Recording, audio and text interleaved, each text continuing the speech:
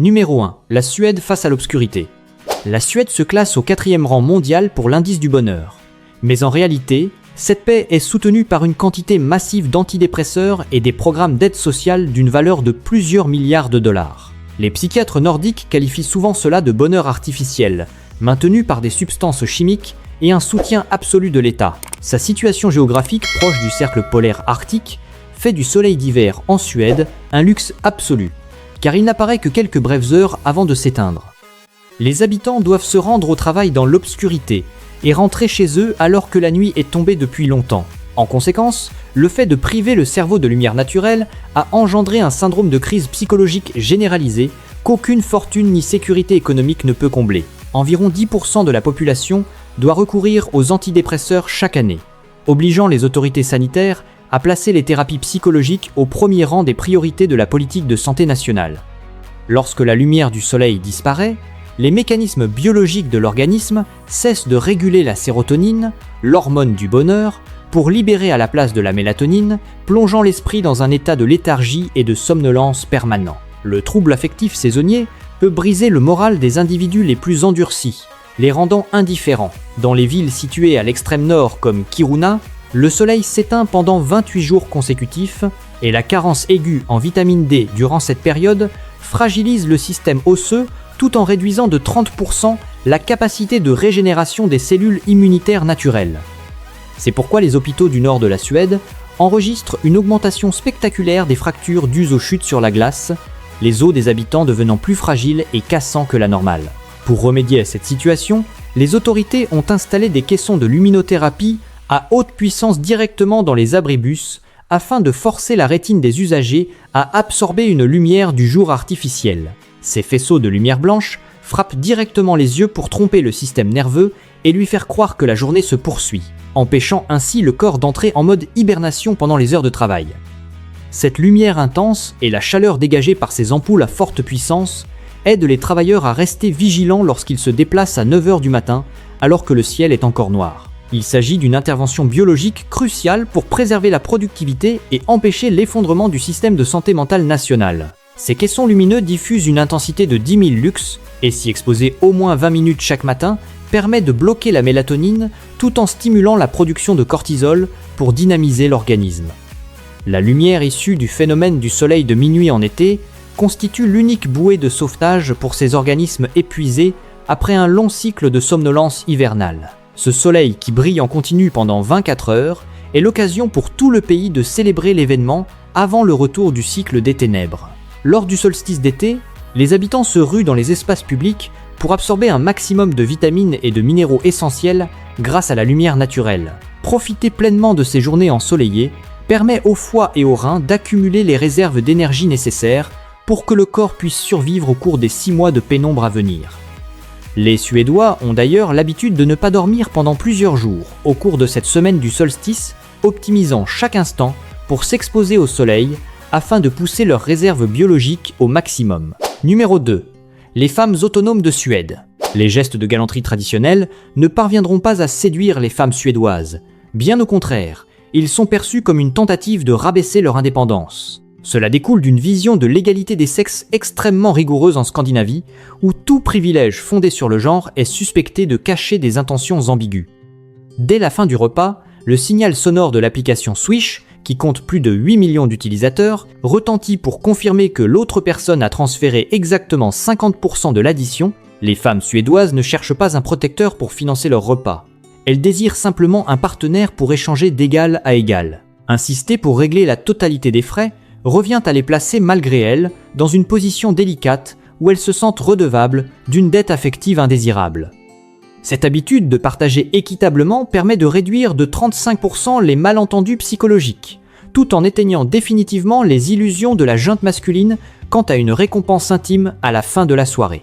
Cette attitude ferme est garantie par l'immense pouvoir politique et économique que les femmes suédoises détiennent. Elles occupent 158 sièges sur les 349 que compte le Parlement et chez Olatan, près de la moitié des postes de haute direction au sein des grands groupes. En Suède, le fait qu'une femme perçoive un salaire supérieur à celui de son conjoint est une réalité tout à fait banale ici. La Suède applique une loi de transparence absolue sur les revenus de chaque citoyen, permettant à chacun de vérifier le salaire des autres ce qui élimine les inégalités et réduit de 20% les divorces liés aux pressions financières familiales. De plus, le gouvernement suédois applique de lourdes sanctions financières aux entreprises présentant des écarts de rémunération entre hommes et femmes pour un même poste de départ. Cette indépendance totale fait que les femmes suédoises n'ont pas tendance à s'apprêter à l'excès pour plaire aux hommes. Leur style vestimentaire s'oriente vers le minimalisme avec des tons neutres et des matières brutes comme le cuir ou la laine de mouton pour affronter les vents glacés de la région polaire. Leur corps affiche une taille moyenne impressionnante de 167,7 cm et possède des caractéristiques biologiques parfaites comme une peau de porcelaine, des cheveux blonds et des yeux bleus pour s'adapter au manque cruel de lumière en Scandinavie. C'est pourquoi le concept de séduction se définit ici par l'énergie saine qui émane de l'intérieur et non par une épaisse couche de maquillage. Vivant aux côtés de ces femmes fortes, les hommes suédois ont dû redéfinir entièrement la notion de virilité. La valeur d'un homme véritable en Suède se mure à son esprit de sacrifice, lui qui est prêt à prendre un congé parental de 6 mois pour servir de soutien solide à sa compagne afin qu'elle développe sa carrière. Le fait que les hommes dépensent 1 500 $ par an pour leurs soins personnels et partagent pleinement les tâches domestiques a permis de propulser le taux de femmes accédant à des postes de haute direction à un niveau supérieur, de 40% par rapport à la moyenne mondiale. Dans ce pays, les pères qui poussent une poussette dans les parcs pendant les heures de bureau reçoivent d'ailleurs bien plus de regards admiratifs que les hommes d'affaires au volant de voitures de luxe. Numéro 3, le consentement à une fiscalité record. Le sentiment de déception en découvrant sa fiche de paie en Suède est un véritable test d'endurance pour les hommes qui s'épuisent au travail jour et nuit. Le taux de l'impôt sur le revenu des particuliers oscille ici entre 50% et 60%, soit l'un des plus élevés au monde. Votre argent sert à faire tourner une gigantesque machine de protection sociale, transformant tout espoir de s'enrichir rapidement par le salaire en une pure illusion. Le taux maximal de cet impôt progressif atteint 57,1%, tandis que pour les entreprises, les cotisations de sécurité sociale représentent 41,42% de la masse salariale globale, ce qui fait que le coût réel pour embaucher un employé est 5 fois supérieur au salaire convenu. Cette fiscalité se montre encore plus stricte envers les travailleurs indépendants en quête d'autonomie financière. Dès qu'un client verse des honoraires, les applications intermédiaires prélèvent automatiquement 50% de la somme pour la reverser au trésor public. Le système de paiement automatisé en Suède est directement relié aux autorités fiscales, et les pigistes sans numéro d'identification d'entreprise subissent une retenue immédiate des charges sociales et de l'impôt sur le revenu sur chaque facture pour s'assurer que le budget de l'État ne perde pas un seul centime. Cependant, cet argent prélevé revient à votre foyer à travers un système éducatif entièrement gratuit, de la maternelle jusqu'à l'université. Vous n'avez jamais à affronter la pression du surendettement étudiant ni les contributions volontaires comme aux États-Unis, car l'État prend tout en charge pour vos enfants. C'est un échange équitable pour garantir que chaque enfant dispose du même point de départ intellectuel, indépendamment de la richesse de ses parents. Le gouvernement suédois consacre environ 7% de son PIB à l'éducation, et les étudiants bénéficient non seulement de la gratuité scolaire, mais ont aussi accès à des prêts pour leurs frais de subsistance, à des taux d'intérêt dérisoires, avec un remboursement étalé sur 25 ans après l'obtention du diplôme. Le système de santé publique affiche des tarifs dérisoires. Il vous en coûtera moins de 12 $ pour consulter un médecin spécialiste et recevoir des soins avec les équipements les plus modernes de la planète dans les hôpitaux publics. L'angoisse des factures astronomiques après une maladie s'évanouit car le plafond annuel des dépenses de santé en Suède est d'environ 130 $. Une fois ce montant atteint, toutes les consultations et les médicaments sur ordonnance sont intégralement pris en charge par l'État jusqu'à la fin de l'année budgétaire. Dès la naissance d'un enfant, l'État verse de l'argent sur votre compte. Chaque enfant de moins de 16 ans en Suède apporte à sa famille une allocation mensuelle sans aucune démarche administrative complexe. Le signal sonore annonçant le versement de 125 $, le 20 de chaque mois constitue le carburant pour maintenir le niveau de vie de votre foyer. Cette allocation familiale est transférée automatiquement. Et pour les familles de 2 enfants ou plus, le gouvernement applique un bonus progressif selon le nombre d'enfants, permettant à l'aide globale de dépasser les 600 $ par mois pour les foyers comptant 4 enfants. Numéro 4. Devenir invisible en vivant en Suède. Chaque individu dans ce pays s'entoure d'une bulle invisible d'au moins 2 mètres que personne n'est autorisé à franchir. Aux arrêts de bus, vous observerez des personnes qui se tiennent à bonne distance les unes des autres dans un silence absolu. Engager la conversation avec un inconnu est perçu comme un acte impoli ou le signe d'un déséquilibre psychologique. Maintenir une distance physique minimale de 1,50 m permet aux Suédois de réduire de 25% le sentiment d'oppression dans les espaces publics, et violer cet espace pousse l'autre personne à se mettre immédiatement sur la défensive. Cette volonté de garder ses distances est si ancrée que même les architectes conçoivent les bancs publics orientés vers des directions opposées pour éviter les regards croisés.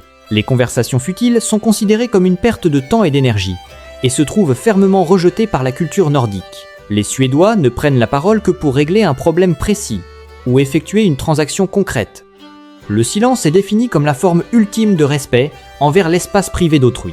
Cette méthode de discussion directe permet de gagner 30% de temps dans les échanges professionnels, et supprimer les salutations formelles aide le personnel à maintenir une concentration maximale tout en réduisant les erreurs lors de la transmission des consignes. Les enfants suédois apprennent dès leur plus jeune âge l'art du silence actif, développant une capacité d'écoute totale plutôt que de chercher à combler le vide par des paroles inutiles. De plus, il existe une coutume particulière appelée Swedish Gate, qui reflète des frontières familiales très strictes. Venir s'installer à l'improviste chez quelqu'un ou inviter des amis à dîner sans prévenir est perçu comme un acte perturbant l'organisation quotidienne préparée 1 à 2 semaines à l'avance par les autres. Ne pas servir de repas aux invités permet aux Suédois de contrôler précisément 100% de leur budget alimentaire et de leur emploi du temps. Même si des enfants viennent jouer chez vous au moment du dîner, ils seront invités à patienter gentiment dans une autre pièce le temps que la famille d'accueil termine son repas. Ce respect des limites individuelles a façonné une société stable, mais profondément cloisonnée.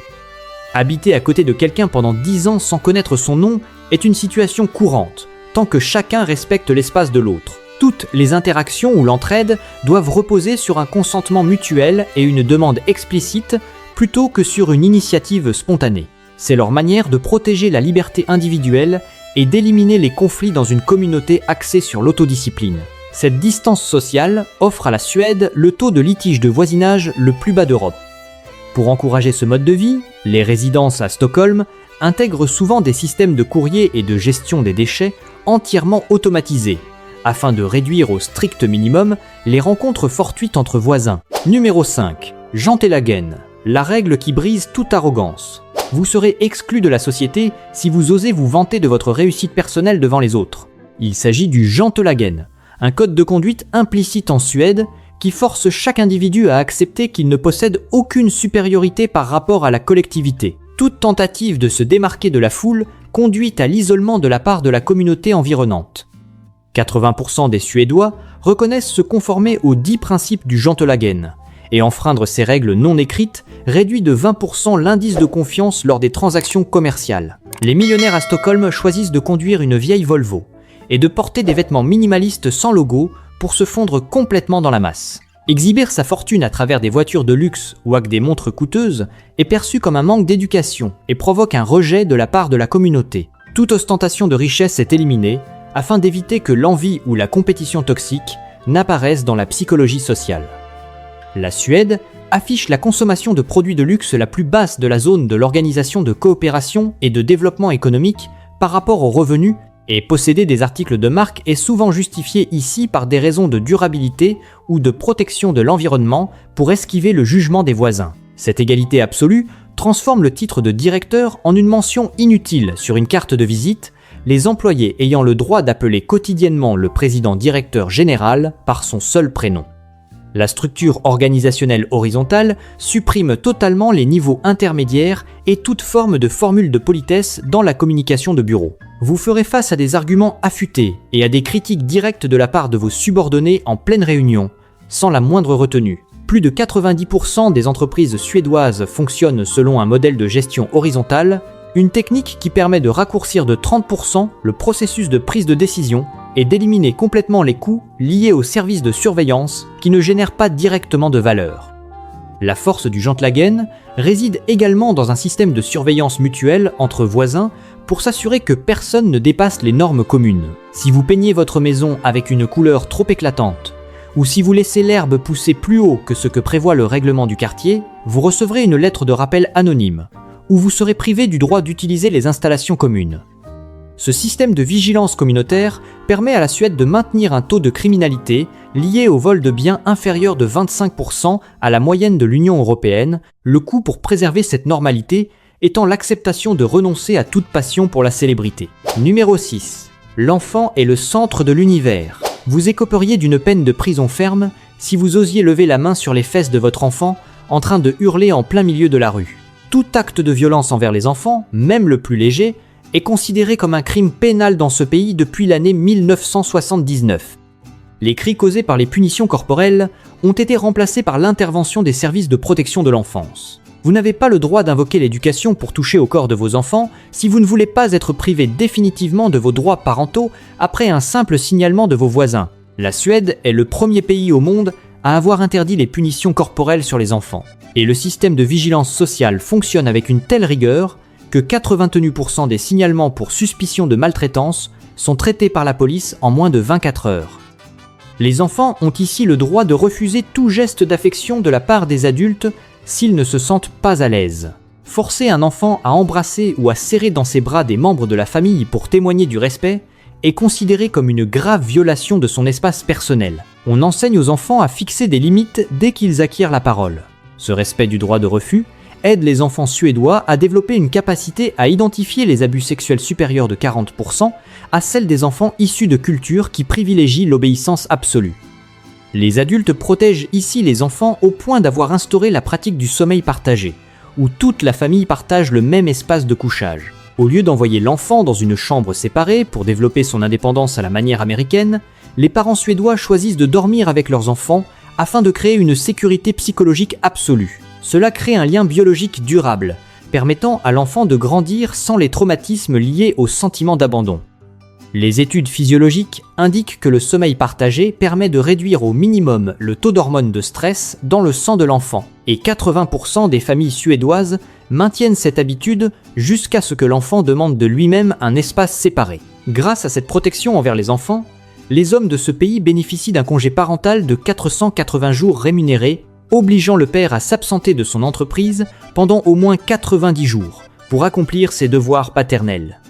L'État prend en charge 80% du salaire réel des parents durant ce congé, et l'implication du père, à travers ses mois paternels, permet de réduire le taux de divorce au cours des 5 premières années après la naissance de 15%, grâce au partage des responsabilités réelles de subsistance au sein du foyer. Numéro 7. Le pays prêt à être payé pour jeter les déchets des autres. La Suède brûle les déchets pour préserver des millions de personnes du gel durant l'hiver. Le système de chauffage de ce pays fonctionne grâce à la chaleur dégagée par des usines d'incinération de haute technologie au lieu d'utiliser du pétrole ou du gaz. Les déchets sont devenus le nouveau combustible fossile, fournissant de l'électricité et de l'eau chaude à près de 20% de la population nationale. La technologie de valorisation énergétique des déchets en Suède atteint un rendement de conversion thermique de 90%, permettant au système de filtration des fumées d'éliminer totalement 99,9% des dioxines et des métaux lourds avant leur rejet dans l'environnement. Moins de 1% des déchets en Suède terminent réellement leur cycle de vie dans des décharges grâce à la rigueur du tri sélectif des habitants.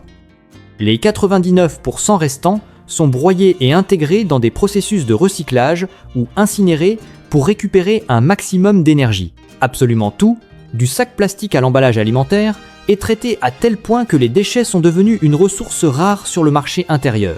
Si la proportion d'impuretés dans le bac de plastique d'un foyer dépasse les 5%, les habitants s'exposent à une amende administrative atteignant $500 et à un refus total de collecte de leurs déchets. Ce rendement de recyclage trop élevé pousse les usines de valorisation énergétique de Suède vers une pénurie de matières premières pour maintenir leur fonctionnement, risquant ainsi de devoir arrêter leurs installations. Les coûts pour redémarrer un four industriel après un arrêt total s'élèvent à plus de $100 000 en combustible d'amorçage, ce qui oblige les gestionnaires à trouver toutes les solutions pour que le flux de déchets ne soit jamais interrompu. La Suède est obligée d'importer plus de 1,3 million de tonnes de déchets chaque année en provenance du Royaume-Uni, de l'Italie et de la Norvège pour remplir ses chambres d'incinération vides. Au lieu de dépenser de l'argent pour acheter du combustible, ce pays perçoit des taxes de la part de ses voisins uniquement pour avoir le droit de traiter leurs déchets. Des nations comme le Royaume-Uni doivent verser une taxe moyenne de $40 pour chaque tonne de déchets expédiés. Et la Suède réalise un double profit grâce aux frais de service et à l'énergie produite, transformant les déchets étrangers en une industrie de plusieurs milliards de dollars. Numéro 8. La Suède, là où l'État détient la clé de votre armoire à pharmacie. Vous ne pourrez pas improviser de soirées festives avec vos amis chaque week-end, car le gouvernement détient le contrôle de chaque goutte d'alcool fort sur le territoire.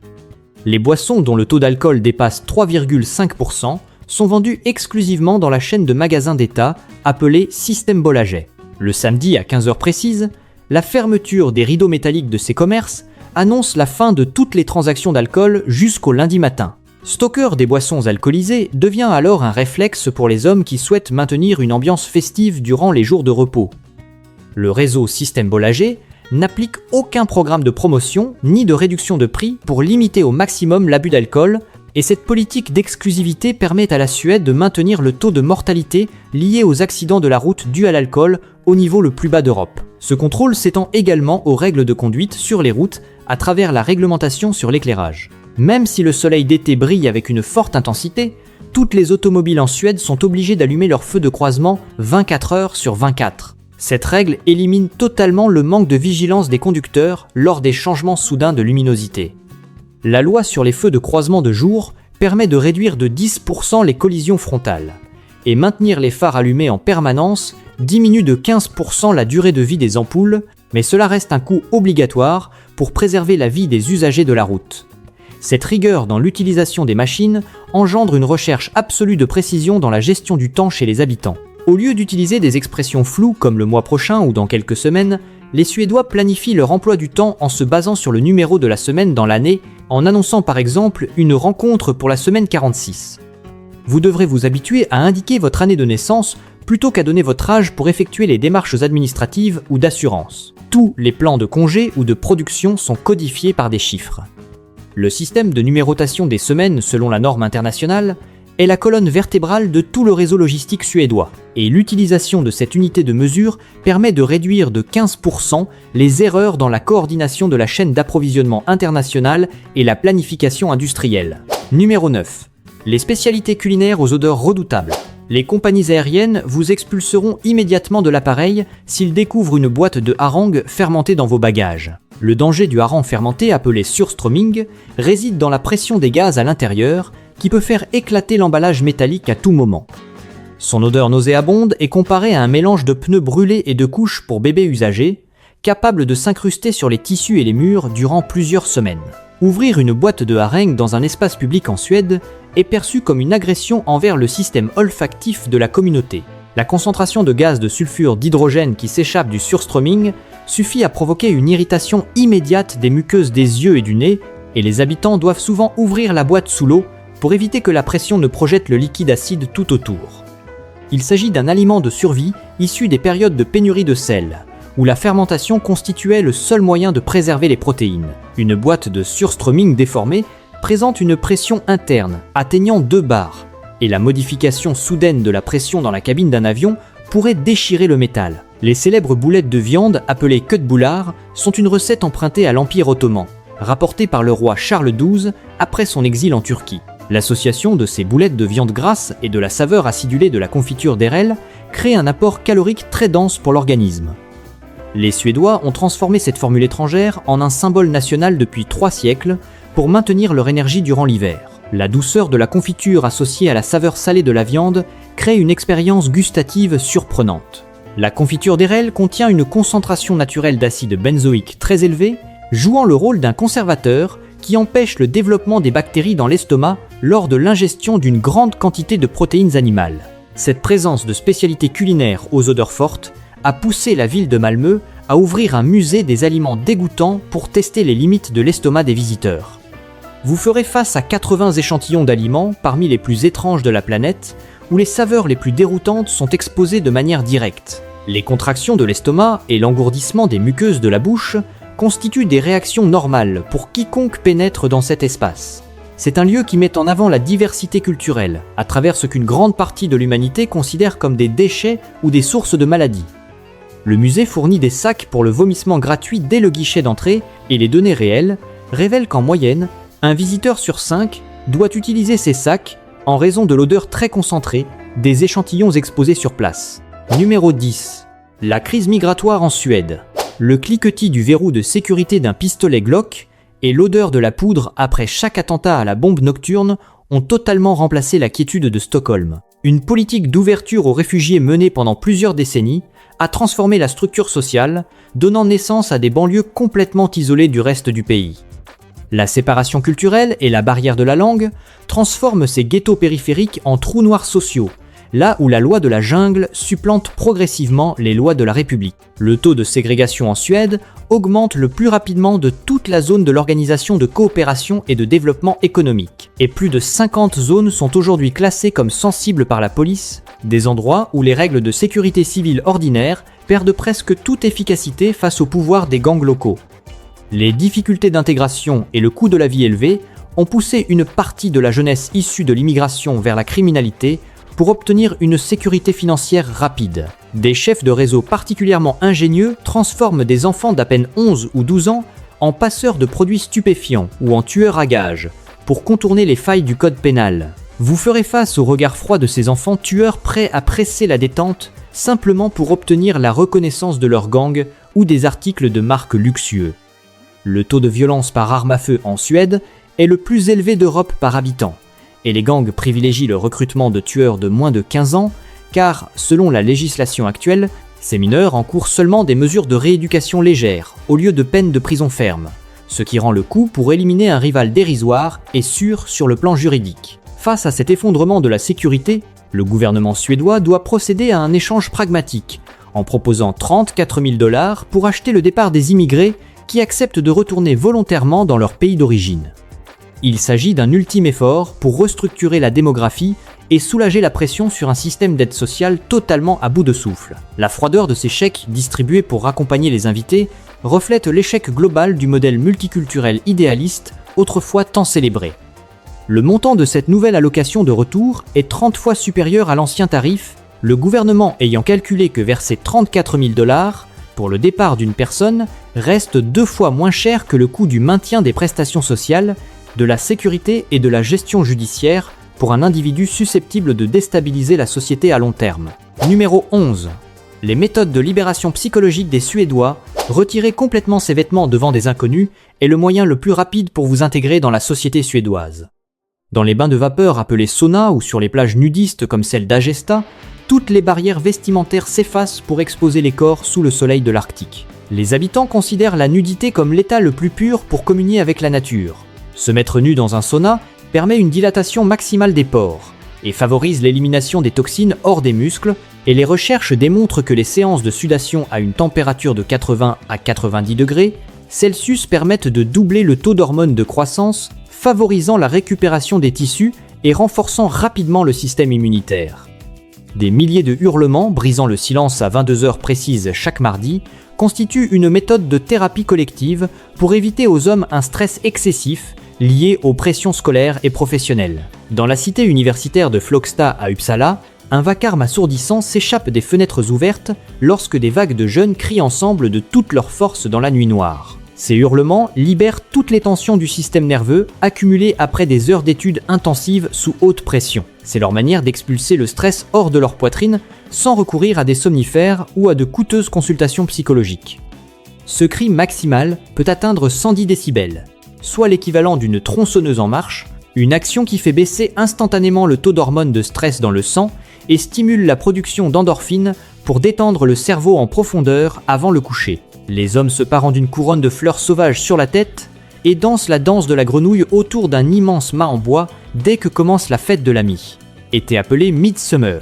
La danse Smogrodorna exige que vous vous accroupissiez, que vous agitiez les mains et que vous imitiez le coassement de la grenouille au milieu d'un cercle formé par des centaines d'autres personnes.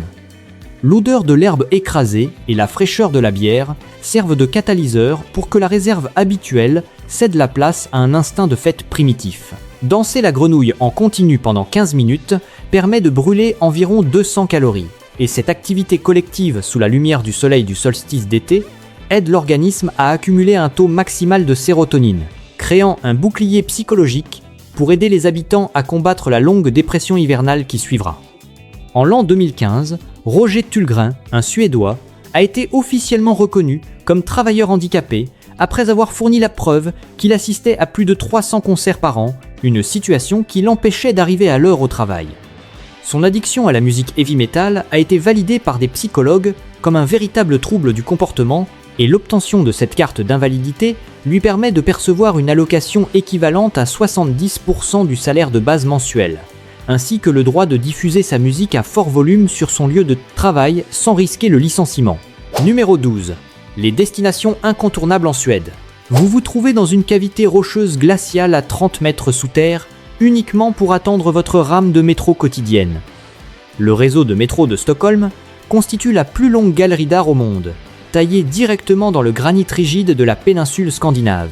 La station Park Pobedi à Moscou peut être plus profonde, mais la ligne bleue de Stockholm possède une texture de roche naturelle remarquable, et les déplacements s'effectuent à l'aide de la carte SL Access, pour un coût d'environ 4 $, permettant 75 minutes de trajet illimité dans tout le réseau. Vous débourserez 1000 $ uniquement pour avoir le droit de dormir sur un bloc de glace gelé par une température de -5 degrés Celsius à Jukkajärvi. L'Ishotel n'est pas un lieu pour rechercher la chaleur. C'est un ouvrage d'ingénierie glacier reconstruit chaque année à partir de milliers de tonnes de glace pure provenant du fleuve Torn. La température à l'intérieur des chambres reste stabilisée entre -fendeur et -8 degrés Celsius. Même si le thermomètre extérieur peut chuter jusqu'à -40 degrés, et la technique de survie obligatoire consiste à porter un seul vêtement thermique fin en se glissant dans un sac de couchage spécialisé pour que la chaleur corporelle circule de façon optimale. Les lueurs vertes qui dansent au-dessus de vos têtes dans le parc national d'Abisko résultent en réalité d'un bombardement de particules électriques dans l'atmosphère terrestre. C'est l'endroit où le ciel se révèle le plus limpide de toute la zone polaire grâce au phénomène du trou bleu, ce qui en fait le point de ralliement pour la chasse aux aurores boréales avec le taux de réussite le plus élevé de la planète.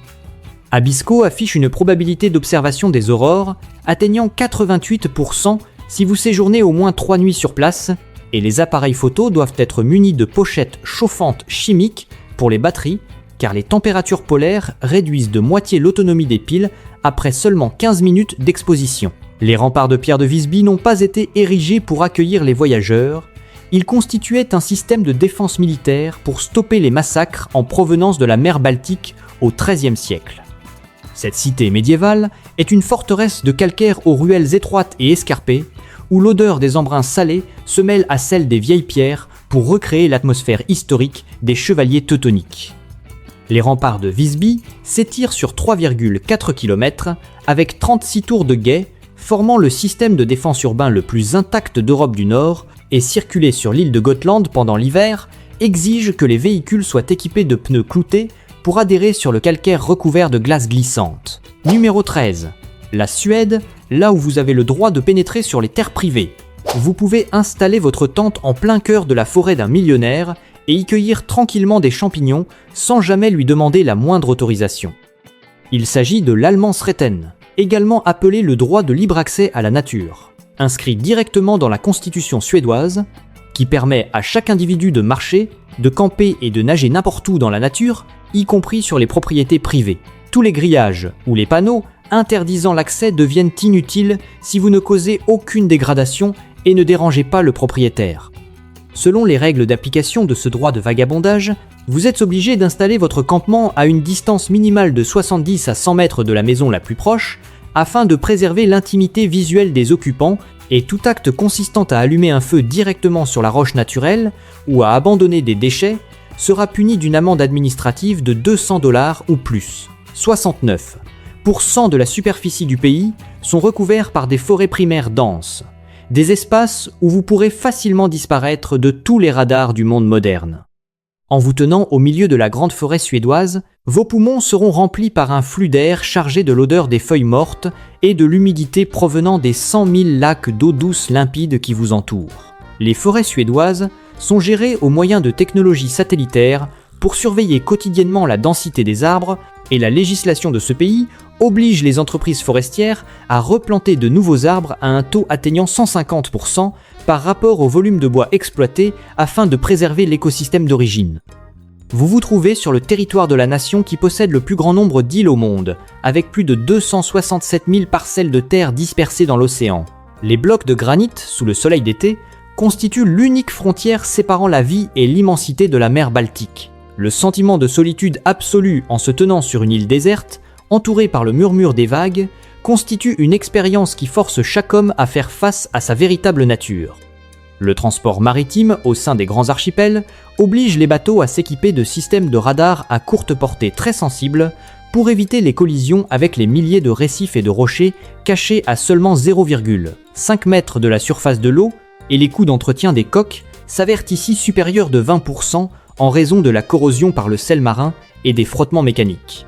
Les vacances d'été d'une durée de 5 semaines correspondent au moment où les hommes suédois abandonnent la climatisation pour se retirer dans des cabanes en bois de couleur rouge et mener une existence primitive.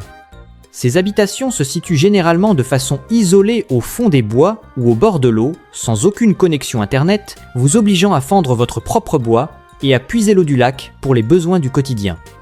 La couleur rouge caractéristique de ces maisons appelées stuga est extraite d'oxyde de fer et de cuivre provenant d'anciennes mines de métaux, et cette peinture possède la capacité d'éliminer les moisissures et de protéger le bois du pourrissement sous une humidité forestière atteignant 85% en été.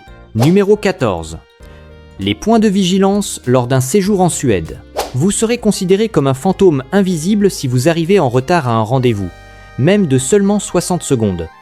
En Suède, 10 heures du matin signifie que l'aiguille des minutes touche précisément le chiffre 12, et que votre partenaire est déjà installé sur sa chaise avec ses documents ouverts. Arriver en retard est perçu comme une violation du temps d'autrui et une offense directe envers l'estime de la personne en face de vous. La ponctualité constitue la mesure suprême de la crédibilité, et un retard de 5 minutes sans motif de force majeure réduira de 30% votre capital de confiance au sein des réseaux professionnels chaque année.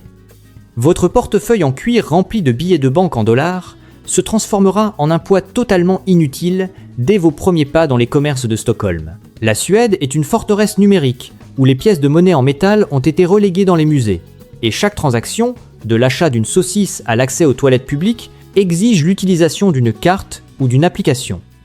Plus de 98% des transactions en Suède s'effectuent par voie électronique, de nombreuses banques locales ayant totalement supprimé les services de dépôt ou de retrait d'argent liquide, et les commerces détiennent le droit légal de refuser les paiements en billets de banque, peu importe la valeur de la somme que vous présentez. N'attendez aucune indulgence ni le moindre signal sonore de politesse si vous vous égarez sur la piste cyclable, car les cyclistes d'ici considèrent la voie délimitée par une ligne de peinture blanche comme un territoire inviolable. Un impact frontal à une vitesse de 25 km/h heurtera de plein fouet votre corps avant même que vous n'ayez le temps de réaliser votre erreur. Les vélos en Suède possèdent un droit de priorité absolu sur leur propre voie, et chaque collision survenant parce qu'un piéton empiète sur la piste est traitée en attribuant la responsabilité de la faute au marcheur, accompagnée d'une amende administrative à partir de 100 $ pour indemniser l'entrave à la circulation publique. Votre envie d'alcool fort le samedi soir ne pourra jamais être satisfaite si vous n'avez pas préparé une solution de secours dès le vendredi matin.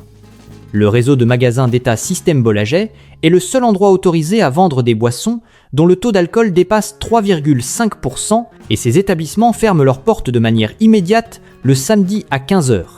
Système Bolaget n'applique jamais de réduction de prix ni d'offres promotionnelles pour limiter la consommation et le prix d'une bouteille d'alcool fort intègre ici 40% de taxes d'accise, soit un tarif 2 à 3 fois plus élevé que sur le marché américain afin de contraindre la population à réduire les risques pour sa santé mentale.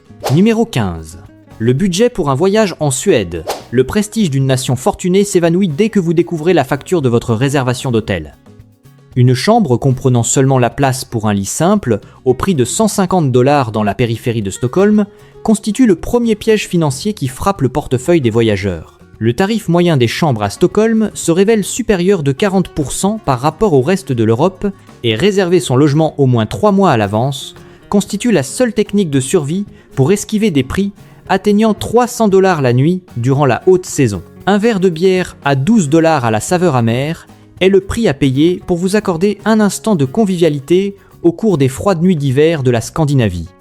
Prendre ses repas dans les restaurants suédois représente une attaque directe contre vos économies. Un simple plat de boulettes de viande y affichant un tarif équivalent à celui d'un dîner haut de gamme au Texas. Vous serez contraint de vous habituer à fréquenter les supermarchés pour acheter de la nourriture en conserve si vous ne voulez pas vous retrouver sans argent après seulement 3 jours de déplacement.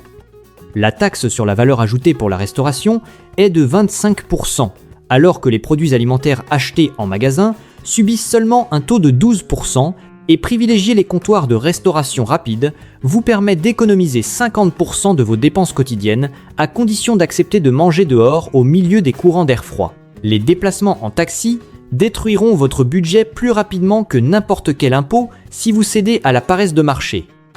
Le bruit des roues du métro sur les rails en acier et le flux d'air chaud s'échappant des bouches de ventilation constituent la réalité des transports que vous devez accepter pour préserver le solde de votre compte bancaire. Chaque déplacement à Stockholm est codifié par la monnaie électronique, vous obligeant à calculer votre itinéraire avec précision au mètre près pour optimiser les coûts. La carte SL coûte environ 40 $ pour 72 heures d'utilisation illimitée. Et l'amende pour un trajet sans titre de transport s'élève à environ 150 $, appliquée par des contrôleurs en civil, susceptibles d'apparaître à tout moment. La carte de crédit est un objet indispensable, même si vous souhaitez simplement accéder aux toilettes dans les gares. Les pièces de monnaie ne sont plus aujourd'hui que des déchets métalliques inutiles, car chaque porte de toilette publique est équipée d'un lecteur de cartes, appliquant un tarif qui n'a rien de dérisoire. Cependant, vous n'aurez pas à vous soucier du pourboire, car les frais de service sont directement intégrés dans la facture avec une précision absolue. Le coût d'accès aux toilettes publiques est en moyenne de 1 $, et la culture suédoise n'exige pas de pourboire, ce qui vous permet d'économiser de 15 à 20% par rapport aux habitudes américaines, mais en échange d'un service pragmatique et dépourvu d'effusion. Et voilà, nous avons terminé notre exploration de ces 15 faits incroyables sur la Suède. J'espère que tout ce que nous venons de partager vous aura permis d'avoir un regard neuf et plus profond sur ce pays extraordinaire. Si vous avez trouvé cette vidéo utile, n'oubliez pas de laisser un like, de vous abonner et d'activer la cloche pour ne manquer aucune de nos prochaines aventures. À la prochaine!